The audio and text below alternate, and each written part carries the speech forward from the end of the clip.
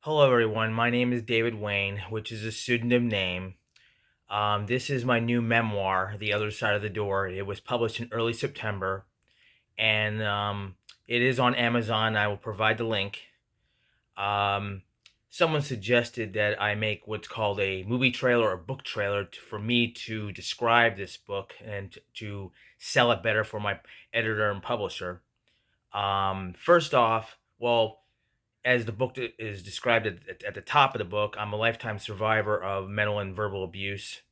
First, I want to say that nowhere in this book, nor will I ever say that I had it worse off than anyone else. There are so many countless people that have been physically and sexually abused.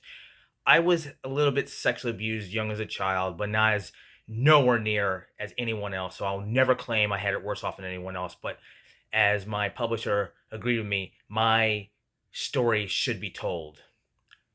As I said, I'm a lifetime survivor of mental and verbal abuse.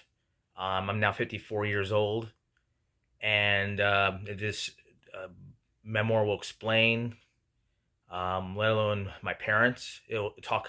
It has chapters of my parents, the several schools, 10 schools total in all, and many jobs in the restaurant business um, that I endured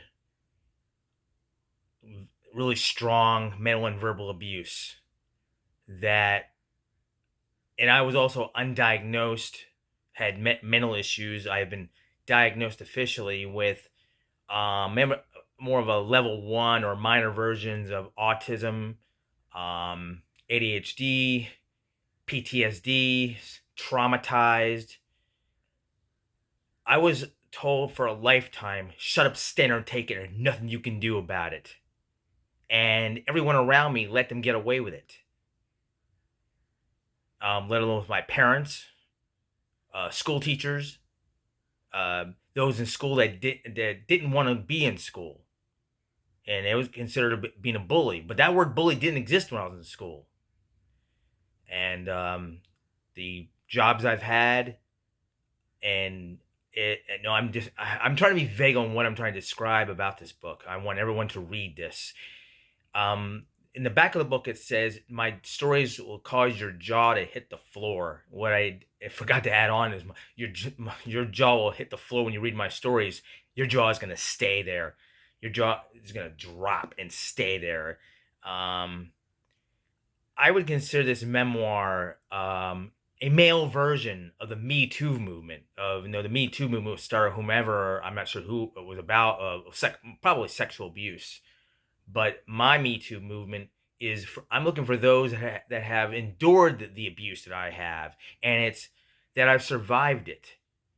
I escaped. I no longer work in the restaurant business. I work somewhere else, and I'm in a much better, um, respectable place, and I'm around mature adults. Where majority of my life, though I was around adults, um, controlling, foul language, verbally abusive. I was being held back by many people. I don't want to talk a lot about. I can tell my stories all the time. I enjoy doing it. But someone said I should to try to describe, make a trailer, describe what's in this book, and I'm doing the best I can. And I wasn't going to stutter or lose track, but I'm an open book. I would describe it. I'm an open book. I was nothing I won't talk about myself. But I wanted my last name not in this book. I want to keep my family out of this book. My last name anyway. Um, so I'm hoping everyone who reads this book, one of my first counselors, I said, "Do you think people would feel sorry for me, or a pity situation?" It could be looked at. It could be looked at that way. Could be, but there are people out there that have suffered the same thing that I have in a lifetime. That I'm 54, and there's plenty of people that have gone through the abuse that I have suffered, and what I suffered was totally legal for everyone to get away with it. Now it's zero tolerance policy, with your you can call the police on your parents, on the schools, on your jobs. Back in my time, they no you people got away with it, and it wasn't abuse. People could say what they wanted to, and you had shut up, stand and take it. That's basically what was said to me. So this memoir. It took many years. Someone asked me. I keep getting these messages, maybe in spam mail, about my how I wrote, how I came about writing this. I was telling my stories all the time, what happened to me, and then I began writing bit by bit, parts and parts and parts, and I just accumulated it, and then I came across people for someone to help me publish it and edit it and publish it, and I came across people spam, and they wanted hundreds, if not thousands, of dollars up front. Life don't work that way when you work an hourly job, and I came across someone who cared enough to put their own time to help me edit it, remove things that it was too much content. My favorite movies, television, music. There are some things that will be controversial that people would not like my opinions. As the publisher said in the front of the book, everything is my opinion. But there are things I think people agree with me, or people have endured what I have endured, and that's what I'm looking for.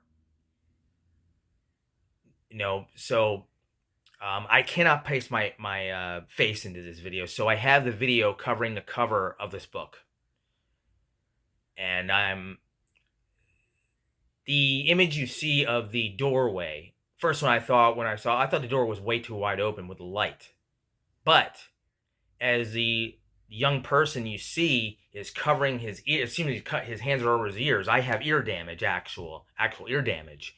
So it looked actually a bit better, but the light you see in the doorway was my editor and publisher, and she was my light.